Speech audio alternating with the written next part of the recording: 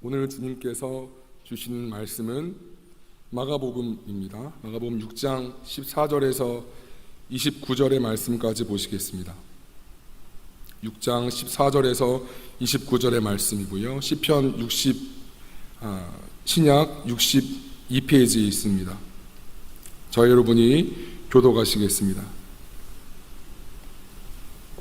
신약 62페이지에 있습니다.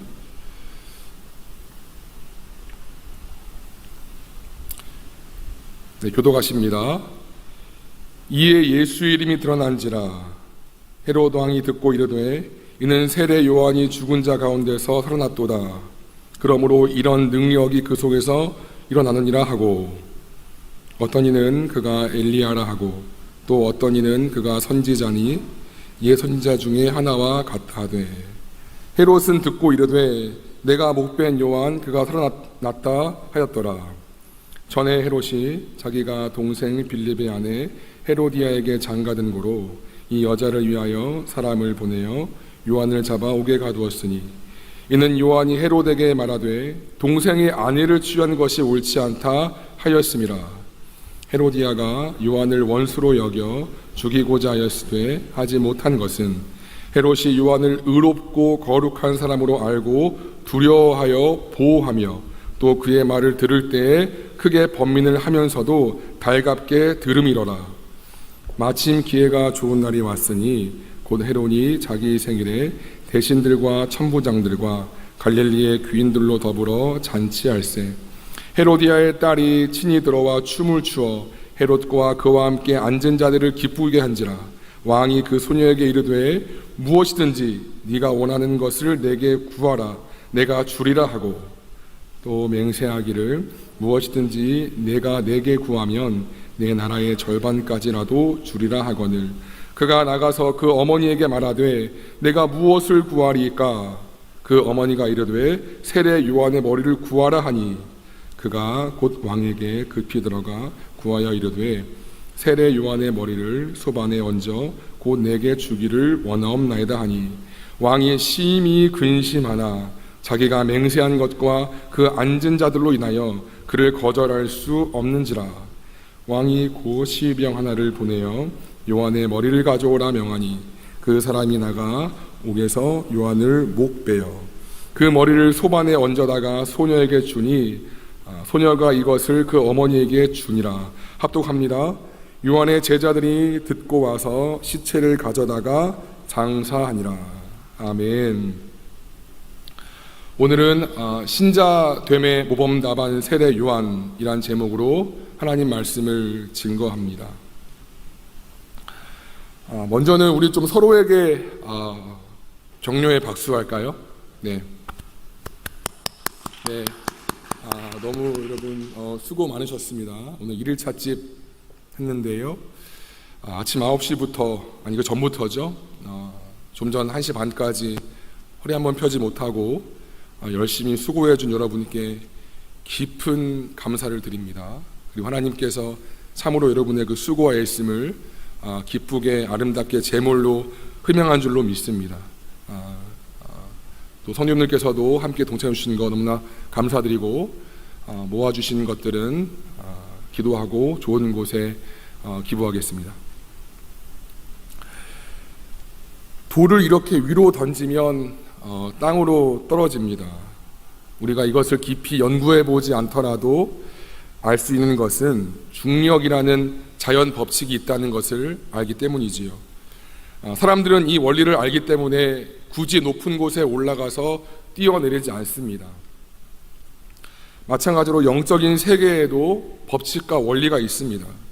하나님께서 쉽게 얘기하면 하나님께서 명령하신 것을 하면 생명이요, 하지 말라는 것을 하면 사망이라는 영적인 법칙이 있지요. 예외가 없습니다. 그런데도 우리는 이 죄를 반복해서 짓고 이 죄를 사랑하기까지 합니다. 자연 법칙으로 이야기하자면 높은 곳에 계속 뛰어내리는 것과 같다는 것이지요. 물론 주님이 용서해 주시지만 마치 뛰어내려서 어디가 부러졌는데 또 치료받고 또 뛰는 것처럼 반복적인 죄를 지을 때가 참 많이 있습니다. 그런데 자연 법칙은 우리가 잘 순응하면서도 왜 영적인 법칙은 이토록 거스를까요? 죄로 인해 우리의 영적 감각 기관이 망가졌기 때문입니다. 이것이 사단이 인류에게 저지른 일인 것입니다. 그러므로 예수님과 제대로 관계를 맺지 못한, 교회 밖뿐만 아니라 교회 아니라 할지라도 예수님과 제대로 관계를 맺지 못한 사람은 어쩔 수 없이 사단에게 끌려가기 때문에 스스로의 영적 자학과 자해를 할 수밖에 없다는 것입니다. 그러다가 결국은 지옥으로 가는 것이지요. 이런 법칙이 있다는 거예요. 반면 세상 속에 심겨두신, 하나님이 심겨두신 사회적 성공 법칙도 있습니다. 자연 법칙과 영적 법칙이 예수를 믿건 믿지 않건 햇빛이 모든 인류에게 다 쏟아지는 것처럼 이 법칙이 다 적용되는 거예요. 아주 간단한 예로 우리가 시험 공부를 열심히 하면 좋은 결과를 맺을 수가 있고, 열심히 하지 않으면 그 반대의 결과를 얻는 것. 아주 간단한 성공 법칙과 원리를 심어두신 것이지요. 평범한 사람들보다 조금 더 하나님께서 두신 이 원리를 발견한 사람들의 이야기를 우리는 책이나 강연을 통해서 듣고 삶의 지혜를 얻기도 합니다. 이렇게 자연 법칙이나 영적인 법칙이나 사회적 법칙은 모든 사람에게 예외 없이 다 적용됩니다. 그리고 이 법칙대로 사는 사람은 건강하고 성공하는 삶을 살지요. 하나님께서 그렇게 지으셨어요.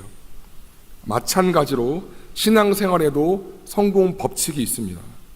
이 신앙의 법칙대로 잘 사는 사람은 그가 소유가 많건 적건, 세상에서 잘 나갔건 못 나갔건 하나님께서 보실 때, 하나님이 보실 때 인정하시는 성공한 삶을 살았다는 평가를 마지막에 듣는 것이지요. 그리고 오늘 우리가 살펴보게 되는 한 인물, 이 세례 요한은 이 신앙의 법칙대로 살았던 아주 신자됨의, 오늘 제목처럼 정석이요, 기준이요, 모범 답안 같은 아주 훌륭한 사람입니다. 다 볼 수는 없고요. 오늘 세례 요한의 삶을 통해 두 가지만 신앙생활의 성공 법칙을 발견하고 우리가 다 성공하는 인생이 되기를 원합니다. 첫 번째로는요, 사명을 알고 사명대로 살아가는 삶입니다.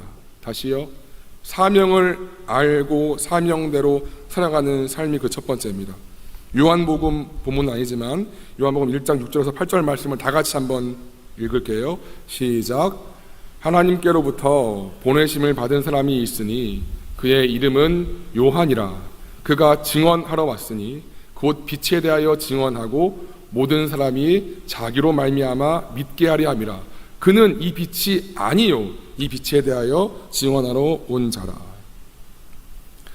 또 구약의 마지막 책이 우리가 말라기죠. 말라기의 마지막이 이렇게 맺혀집니다. 같이 한번 읽겠습니다. 시작. 보라, 여호와의 크고 두려운 날이 이르기 전에 내가 선지자 엘리야를 너희에게 보내리니 그가 아버지의 마음을 자녀에게로 돌이키게 하고 자녀들의 마음을 그들의 아버지에게로 돌이키게 하리라. 돌이키지 아니하면 두렵건대 내가 와서 저주로 그 땅을 칠까 하노라 하시니라. 세례 요한은 예수님보다 6개월 형님이에요.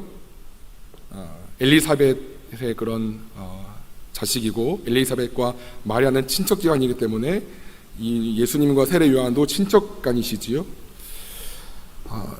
세례 요한은 예수님이라는 빛은 아니었지만 예수님에 대해서 증언하러 온 것이라는 자신의 신분을 알았습니다. 여러분, 구약 전체가 말하는 건 한 메시지예요. 메시아가 올 거야. 이게 구약의 한 문장의 결론이에요. 그리고 구약의 마지막 책인 말라기의 결론은 가장 마지막 선지자인 사람 세례 요한이거든요. 그러니까 세례 요한은 구약과 신약을 잇는 유일한 사람이에요. 모든 선지자가 메시아가 올 거야. 그리고 이 마지막에 세례 요한이 그 모든 선지자의 권위를 갖고, 다시 말해서 구약의 권위를 갖고 메시아이신 예수님을 증거하는 거예요. 메시아가 오실 때 사람들이 누구야? 메시아가 누구야? 할 때 메시아가 저 사람이야 라고 하는 역할이 바로 오늘 세례 요한의 역할인 것입니다. 마가복음 1장 5절은 이렇게 근데 이야기를 해요. 온 유대 지방과 예루살렘 사람이 다 나아가 자기 죄를 자복하고 요단강에서 그에게, 요한이죠, 세례를 받더라. 세례 요한의 사역이 너무 부흥하네요. 갈릴리 지역, 예루살렘 지역, 또 다른 본문에서는 저기 먼 데까지 다 세례 요한한테 회개세를 받으러 와요. 쉽게 말하면 이 교회가 엄청나게 부흥하는 거야. 이렇게 부흥하니까 사람들은 그가 그토록 기다렸던 메시아인가 하고 그에게 물어봅니다. 요한복음 1장 19절에서 하는 말씀이에요. 유대인들이 예루살렘에서 제사장들과 레위인들을 요한에게 보내요. 예루살렘 그 중앙에서 보낸 거예요. 도대체 궁금하니까 네가 누구냐 물을 때 요한의 증언이 이러하니라. 요한이 드러내어 말하고 숨기지 아니었. 솔직하게 말하는 거죠. 드러내어 하는 말이 나는 그리스도가 아니라 한데, 그럼 또 묻대. 그럼 네가 누구냐? 엘리야냐? 엘리야는 구약의 가장 최고의 존경받는 선지자지요. 나는 아니라.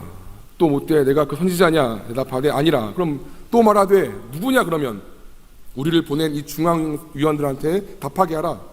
너는 내게 대하여 무엇이라느냐? 이르되, 본인 얘기예요. 나는 선지자 이사야. 구약의 이사야의 말을 인용해서 주의 길을 곧게 하라고 광야에서 외치는 자의 소리로다 하니라. 자신은 그리스도가 아니고 엘리야가 아니고 그럼 뭔데? 주의 길을 곧게 하는 광야에서 외치는 소리야 라고 말합니다. 여러분, 예전에 왕이 행차할 때 기억나세요? 드라마 같은 거 보면 나오잖아요. 길을 다 트죠. 사람이나 짐승이나 다른 것들이 방해하지 못하도록 왕의 동선을 트이도록 이렇게 다 준비하잖아요. 지금도 대통령 선출돼가지고 이제 옮겼죠. 청와대에서 아직까지 자택에서 이제 출퇴근하시는데 할 때 이제 미리 교통경찰들이 다 동선 체크하고 다 막잖아요. 마찬가지로 이와 같이 세례 요한도 예수님이란 메시아가 본격적으로 시작하시기 전에 사람들의 마음을 준비시키는 그런 일을 했다는 것입니다. 때문에 세례 요한은 자신을 따르던 제자들이 예수님이 사역하신 이후에 예수님께로 옮겨가도 실망하지 않았습니다. 쉽게 얘기해서 우리 교회가 막 부흥했어. 근데 저 교회가 더 부흥하네? 그리고 우리 사람들이 다 절로 가. 그래도 실망하지 않았습니다. 실망은커녕 오히려 예수님은 더 흥하여야 되고 나는 더 쇠야 된다. 아주 멋진 말을 했어요. 예수님이란 분은 더 번성해야 되고 더 잘 나가야 되고 더 알려져야 되고 나는 더 안 돼야 되고 더 숨겨져야 되고 더 약해져야 돼. 너무 멋진 말을 했어요. 너무 멋진 말을 했어요. 이런 말을 할 정도였습니다. 우리가 어떤 물건을 만들 때 반드시 어떤 목적이 있지요. 이 마이크는 제 목소리를 크게 하는 목적과 설명이 있어요. 이 물컵은 물을 잘 담는 설명이 있어요. 물론 이 원고가 날아가지 않게 이 위에 둘 수 있는 역할도 할 수 있어요. 하지만 이 물컵의 원래 목적은 물을 잘 담아서 제가 물을 잘 먹게 하는 게 이 컵의 사명이지요. 아무리 이 컵이 원고가 날아가지 않게 하는 일을 잘 했다 할지라도 이것은 물컵을 만든 자의 의도에서 벗어난 일인 것입니다. 그렇죠? 창세기 1장 1절에 이런 말씀이 있어요. 여러분 다 아시죠? 태초에 하나님이 천지를 창조하셨느니라. 한낱 물건도 이러할진대 하나님이 사람을 창조하실 때는 각 사람에 맞는 그런 삶의 목적을 주셨습니다. 내가 굳이 피곤하고 힘들고 낙심되는 이 인생을 살아내야만 하는 하나님이 주시는 그 사명이 있다는 것입니다. 우리는 그냥 유물론적 그런 진화론자들이 말하는 먼지가 모여서 막 수억 년이 지나가지고 생명이 되고 생명이 원숭이가 되고 이따위 얘기를 기대하지 않는 사람들이지요.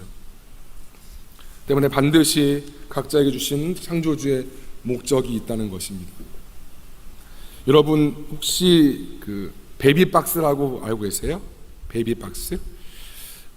원치 않는 임신 미혼모 분들께나 원치 않는 임신이 되었을 때 그 아이를 낙태하지 않고 이 베이비 박스에 놓아두면 거기 사역하시는 분들께서 아이를 잘 거두었다가 입양 기간에 보내는 생명을 살리는 그런 사역을 하는 그런 것들을 말하지요.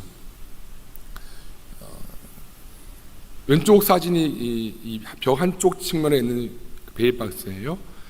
거기에 이제 아이를 눕혀두면 벨이 울리더라고요. 그래서 그 안에서 아이를 받아서 아이를 살리는 거지요.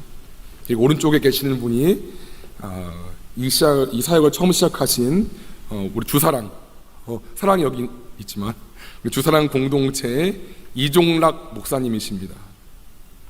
목사님의 둘째 아들이 몸이 많이 아팠다고 해요. 14년간 병원 생활을 합니다. 이 일을 계기로 목사님은 성직자의 길을 가게 되었고, 아들이 입원했던 병원에서 버려지고 방치되었던 수많은 장애 아들을 만나고 품게 되시면서 이 주사랑 선교 공동체가 시작됩니다. 그런데 그 초창기쯤에 가슴으로 낳았다라고 말씀하시는 한나라는 아이를 처음 만나시게 돼요. 그 아이는 14세의 미혼모가 낳았는데, 나이가 어린 미혼모는 그 상황이 두려웠던지 아이를 낳자마자 도망갔습니다. 그 아이가 병이 있었나 봐요. 그래서 정부 기관에서도 이 아이는 곧 죽을 거니까 안 받아, 그렇다고 해요. 그래서 목사님이 이 어린 여아를 품에 안고 키우십니다. 금방 죽을 거 했는데 무려 6년이나 살았어요. 그리고 이 아이가 6년 후에 하늘나라로 갔습니다. 이 일이 계기가 되어서 목사님은 이 베이비박스를 이제 시작하시면서 더 이상의 어린 생명들이 죽지 않도록 그런 사역을 시작하시는 것이지요. 목사님의 둘째 아들이 돌아가셨어요. 얼마 전에. 이 둘째 아이들이 되게 TV에서 방영됐기 때문에 보신 분들이 있을 거예요. 몸이 뒤틀어지고 계속 붙어 있어야 되는 굉장히 심한 장애를 가진 사람이셨거든요. 근데 그 아이를 계속 사랑하시면서 욕창 날까봐 등을 쓰다듬어 주시면서 너무 대단하시더라고요. 근데 만약 이 둘째 아이의 그 아픔이 없었다면 이 목사님은 그냥 성실하게 슈퍼를 운영했던 그런 한 평범한 가장이었을 것입니다. 근데 하나님이 이 일을 통하여서 이 분에게 사명을 허락하신 것이지요.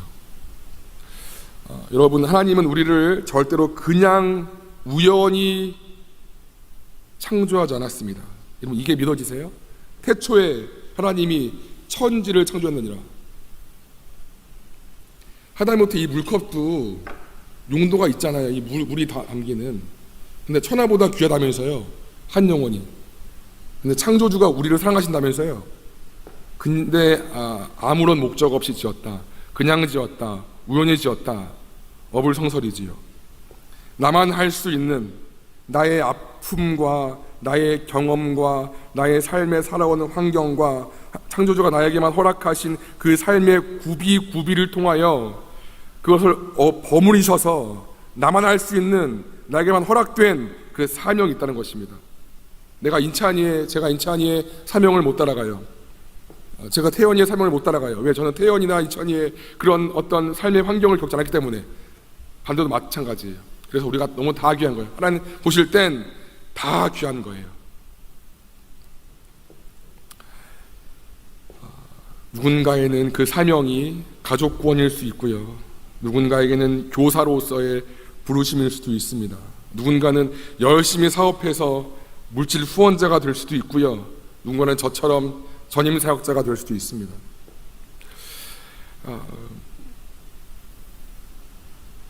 우리가 다양한 직장에 갈 수도 있고 다양한 삶의 모양을 취할 수도 있지만 사명은 바뀌지 않는 거예요. 제가 여러분 목회를 그만둘 수도 있어요. 하나님 계획이 있다면. 그렇다고 저의 사명이 바뀌나요? 사명은 안 바뀌는 거예요. 솔비가 대학원에 지금 있는데 대학원에 있다가 다른 곳에 갈지라도 솔비 사명이 바뀌나요? 안 바뀌는 거예요.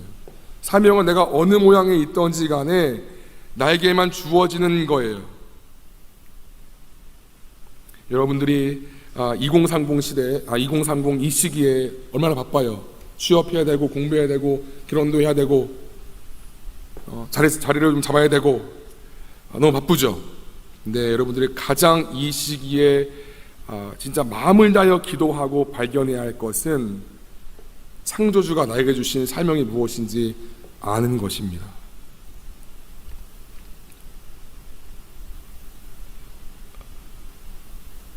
제가 대학 때 이걸 놓고 기도했을 때 22살 때 주신 말씀이 있어요. 네가 진리의 말씀을 옳게 분별하며 부끄러울 것이 없는 일꾼으로 인정된 자로 자신을 하나님께 드리기를 힘쓰라. 바울이 디모데에게 했던 말씀이에요. 저에게 이 말씀을 주셨어요. 여러분들에게는 어떤 말씀을 주셨나요? 여러분, 무조건 달려가는 것이 능사가 아닙니다. 무조건 뛰어가는 것이 잘 되는 것이 아닙니다. 여러분, 분명히 나에게 주신 그 사명이 있는데 이 2030 때 반드시 그거를 알고 준비해야 4050 때 제대로 뛸 수 있습니다. 돌아가지 말고 시간 낭비하지 말고 때가 악함으로 세월을 아끼라 말씀하셨잖아요. 물론 여러분들이 40대 때 50대 이제 발견했어 할 수 있어요. 그때도 있어요. 물론 그렇지만 지금 이 시대 이 젊은 청년의 때에 세례 요한이 저보다 어린 나이겠죠. 예수님 33에 돌아가셨으니까 세례 요한은 그쯤이겠죠. 저보다 어린 나이에 세례 요한은 그 사명을 알았고 거기서 한 번도 이탈하지 않았던 예수님의 그 빛을 증언하기 왔다. 그래서 자기가 쇠하여지고 자기가 주목받지 않다 할지라도 흔들리지 않았던 그런 사람이었어요. 신앙생활의 제1법칙, 예수님 안에서 내가 누구인지 알고 내 정체성을 알고 내 사명을 아는 것, 그것이 제일 첫 번째입니다. 두 번째는요, 사람의 영광을 구하지 않는 것입니다. 사람의 영광을 구하지 않는 것입니다. 오늘 본문을 좀 보실게요. 오늘 본문은 세례 요한의 죽음에 대해서 말씀하고 있습니다. 간단히 제가 쭉 풀어드리면 세례 요한은 회개하라 라고 외치던 메신저지요. 헤롯 대왕, 예수님 시대에 헤롯 대왕이 죽은 다음에 3명의 아들이 있었어요. 그 중에 한 명이 헤롯 안디바고요, 헤롯 빌립이에요. 근데 오늘 그 본문 속에 헤롯 안디바가 동생이었던 헤롯 빌립의 아내 헤로디아를 취했어요. 잘못된 거지요? 세례 요한이 지적했어요. 근데 최소한 이 헤롯 안디바는 요한이 의로운 사람인 줄 알기 때문에 차마 못 건드려요. 못 죽여요. 그 말을 좋게 듣긴 해요. 마음 불편해도. 근데 헤로디아는 되게 간교한 사람이었어요. 되게 살인하는 사람이었어요. 그래서 자신의 딸인 살로메를 통해서 헤롯 안디바의 잔치 때 막 얼마나 이뻐요. 딸이 얼마나 이뻐. 막 춤추니까. 그럼 막 춤추니까 내가 다 줄게, 딸아. 내 나라의 젊음까지도 주리라. 이 말을 하죠. 그냥 사람들 앞에서. 그때 살로메가 엄마 이제 헤로디아한테 뭘 구할까요? 헤로디아가 됐다 싶어가지고 세례 요한의 머리를 구해라. 그래서 감옥에 갇혀있던 세례 요한, 이 헤롯 안디바는 이거 아닌데 알면서도 많은 고관 대작들이 있는 상태에서 본인이 한 말 때문에 어쩔 수 없이 목을 베어 갖고 와 라고 해서 세례 요한이 이렇게 죽습니다. 허망하지요. 허망해요. 한때 놀라운 부흥을 끌었던 사람이었어요. 수만 명 교회에 이끌었던 담임 목사였어요. 쉽게 얘기하면. 근데 하루아침에 목이 뵱니다. 그러나 여러분, 이것이 신자의 최고의 영광임을 알아야 합니다. 하나님께서는 세례 요한에게 마지막까지 보여주신 거예요. 이게 무슨 복이에요. 이렇게 열심히 사역했으면 뭔가 자식도 잘 돼야 되고 뭔가 좀 물질의 복도 있어야 되고 평생 헌신했으면 뭔가 좀 보여야지요. 이게 뭐예요? 근데 여러분 기억하세요. 가장 최고의 신자의 영광은 사람의 영광을 받지 않고 조용히 사라지는 거예요. 다시요. 가장 최고의 신자의 영광은 사람의 영광과 칭찬과 인정을 받지 않고 조용히 사라지는 것이 신자의 최고의 영광이라는 것을 반드시 기억하세요. 많은 사람들이 예수님 안에서 우리가 첫 번째 법칙처럼 자신의 사명을 발견해요. 그리고 거기에 오랜 시간 충성합니다. 잘 살아왔지요? 그러다가 사람들의 관심과 인정과 주목을 받게 되면서 점점 마음이 바뀝니다. 처음에 주신 마음을 잃어버린 채 교만하게 되고요, 부패하게 되고, 처음 보이는 거 몰라. 조금씩 스펀지에 물들듯이 조금씩 결국 사명을 이탈하지요. 누가 있지요? 이런 사람? 솔로몬이지요. 솔로몬 같은 자가 없지요. 천하 인류사에 이만큼 말씀 보면 금과 은이 발로 차인다 그랬어요. 발로 차인 돌 같다 그랬어요. 어마어마한 부가 있던 사람이었고 전무후무한 지혜가 있던 사람이었지요. 근데 이 여인들 때문에 마음이 부패하기 시작해요. 하나님이 두 번 경고해요. 너가 그렇게 하지 마. 돌아와. 근데 결국 안 돌아왔지요. 결국 마지막이 비참합니다. 이렇게 잘 달려오다가 사람의 어떤 영광과 칭찬과 부나 언론의 주목이나 등등등 있으면 바뀐다는 거예요. 어쩔 수 없이 인간이라서. 여러분 기억하세요. 반드시 사람의 칭찬과 영광, 그리고 하나님의 칭찬과 영광은 반비례예요. 다시요. 사람의 칭찬과 인정과 존귀와 관심은 하나님의 것과 반비례합니다. 이게 높아지면 없다고 보면 돼요. 어떻게 그렇게 알 수 있나요? 마태복음 6장 3절에서 5절 말씀입니다. 우리 같이 한번 읽지요. 시작. 너는 구제할 때에 오른손이 하는 것을 왼손이 모르게 하라요. 내 구제함을 은밀하게 하라. 은밀한 중에 보시는 너의 아버지께서 갚으시리라. 또 너희는 기도할 때에 외식하는 자와 같이 하지 말라. 그들은 사람에게 보이려고 회당과 거기에 서서 기도하기를 좋아하느니라. 내가 진실로 너희에게 이르노니 그들은 자기 상을 이미 받았느니라. 내가 진실로 너에게 이르노니 그들은 자기 상을 이미 받았다. 왼손이 하는 것을 오른손 어떻게 모를 수가 있나요? 말이 안 되는 거잖아요. 근데 그럴 정도로 은밀하게 하래요. 기도와 구제, 우리의 삶도 마찬가지인 거예요. 이걸 우리가 다 들여놓고 내가 알리고 내가 이 땅에서 잘했어 네가 최고야, 이걸 들으면 네 상은 하늘에서 없어. 지금 그 말씀하시는 거예요. 여러분 제가 대학 CCC 본부에서 전국 단위 중앙위원으로 섬길 때 경험이에요. 22살 때였으니까 막내였고 어린 나이에 굉장히 큰 직책을 주셨어요. 제게 맡겨진 업무 중에 한 가지는 여기 부암동 가면 CCC 그 본부가 있어요. 북악스카이웨이 타다 보면 왼쪽에 큰 건물이 하나 있는데 거기가 본부예요. 그 본부 시설 운영 관리였습니다. 그런데 그 업무 특성상 사람들이 잘 알아주지 않는, 좀 소위 말해서 허드렛일 할 때가 좀 많이 있었어요. 멋있게 기도회를 인도하는 그 중앙위원 순장님, 행사를 기획하고 진행하는 그 순장님과는 달리 저는 사람들이 잘 알아주지 않는, 잘 보지도 않는, 잘 만날 기회도 없는 그런 허드렛 일, 시설 관리, 청소 이런 거를 담당했던 사람이었어요. 부러웠지요. 나 뭐 하고 있는 거지 여기서? 혼자 화장실 청소하고 있고 쓰레기통 비우고 있고 나도 저거 해야 되는데, 멋지게 거룩하게 기도회 인도해야 되고, 멋지게 내 큐티 한 것 좀 쉐어해야 되고, 난 저거 해야 되는데 난 이거 뭐 하고 있는 거지? 어린 나이에 이런 마음이 확 몰려들었어요. 그런데 어느 날 기도하는 중에, 그냥 어느 날이었어요. 우연히 기도하던 중에 하나님의 음성인지는 모르겠어요. 근데 하나님이 다 내가 보고 있다 하는 게 확 밀려 들어왔어요. 그냥 밀려 들어왔어요. 내가 다 보고 있어, 이 느낌이 확 밀려 들어왔어요. 그때부터 생각이 바뀌었습니다. 생각이 바뀌니까 마음이 바뀌더군요.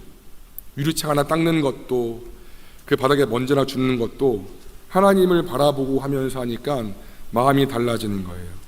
누가 알아주지 않더라도, 누가 보지 않더라도 내 마음이 기뻐지는 거예요. 더 신기한 건 내가 이 일을 사람들이 알기를 원치 않았어요. 그러니까 모임 시간이 아침 9시면 7시에 벌써 저는 와 있어가지고 다 청소해놔. 사람들은 모르죠, 내가 이걸 한 거를. 근데 그 은밀한 기쁨이 제 안에 있더라니까요. 너희들은 모르는 하나님과 나만 아는 기쁨이 있어. 저는 그게 뭔지 몰랐어요.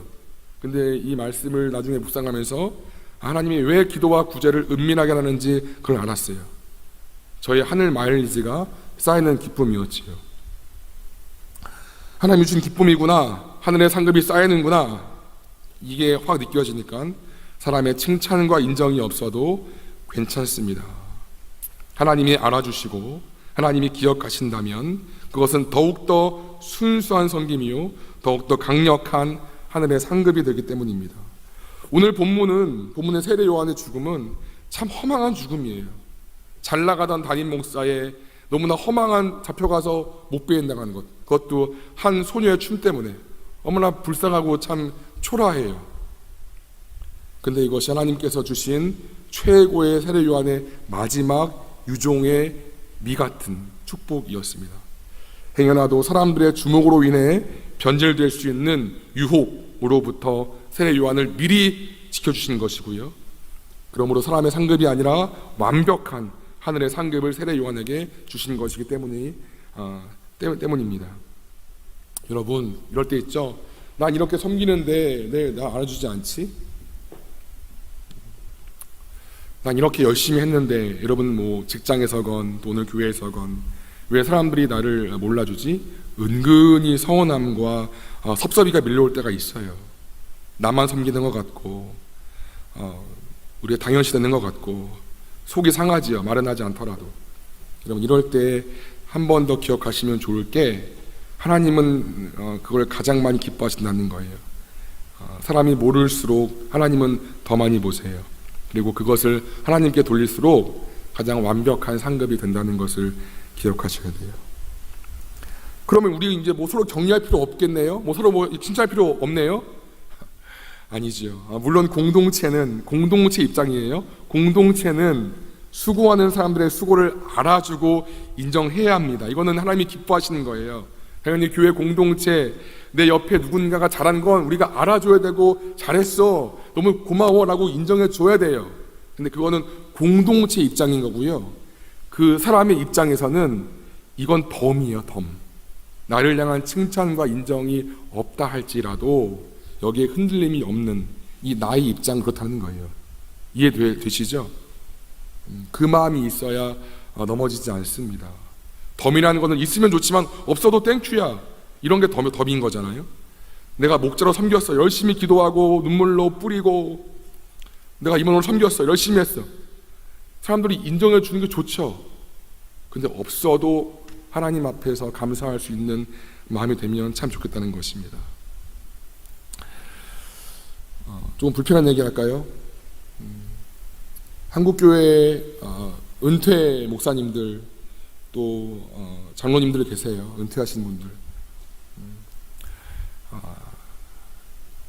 그 은퇴하신 분들이 좀 힘들어하실 때가 있어요. 이전처럼 교인들이 나를 찾지 않고 교회에 대한 영향력이 이전과 같지 않는 것을 느끼시면서 좀 힘들어하실 때가 있으세요.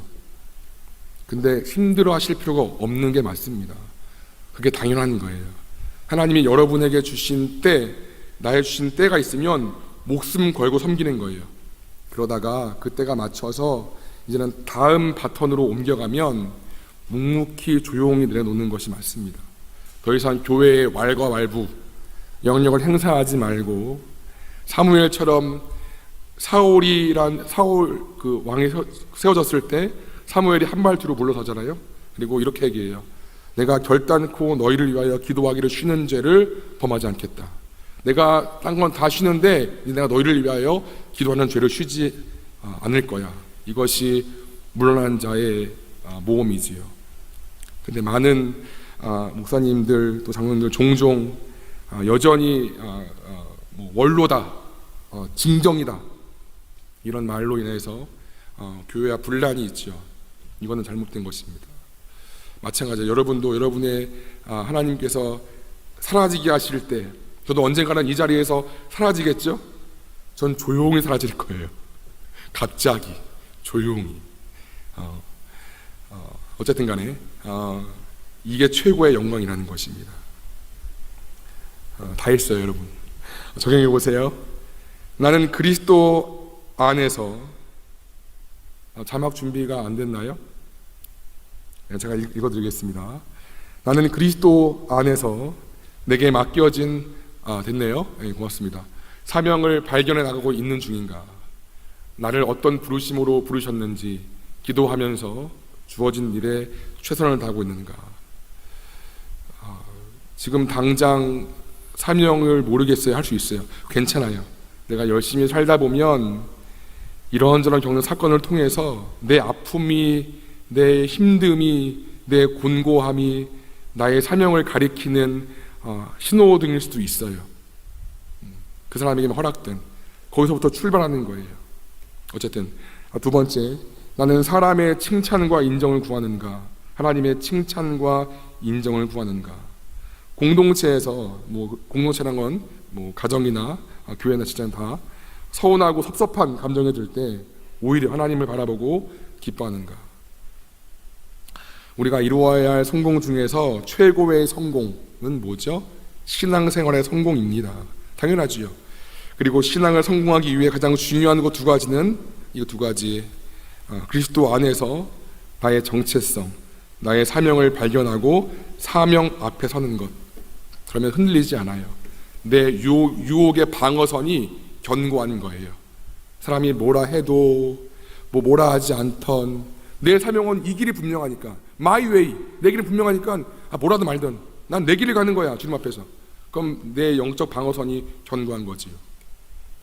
그리고 두 번째, 사람의 칭찬에 얽매이지 않고 사람을 의식하면 올무에 걸린다 그랬어요. 그 말씀 보면 하늘의 상급만을 바라보는 것, 거기에 만족하는 것.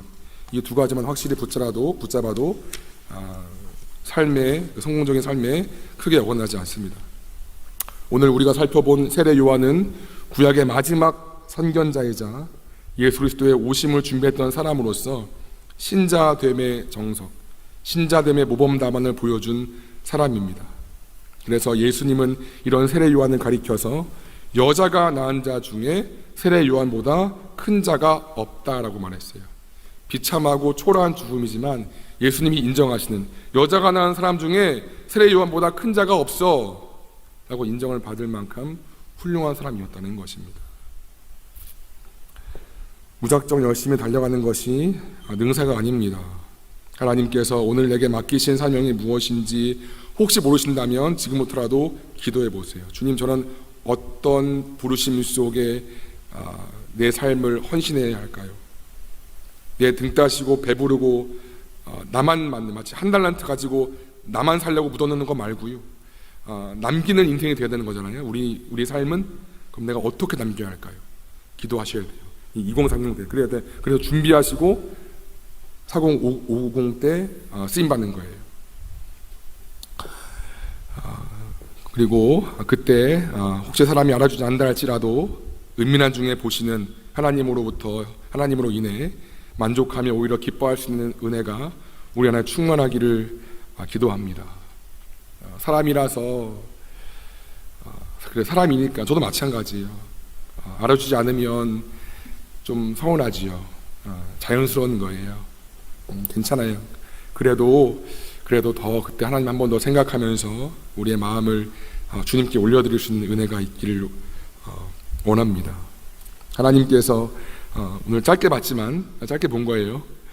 세례 요한이라는 신앙생활의 모범담을 주셨으니 그 길대로 살아갈 수 있는 은혜가 저 여러분 가운데 가득하기를 간절히 기도합니다. 아멘.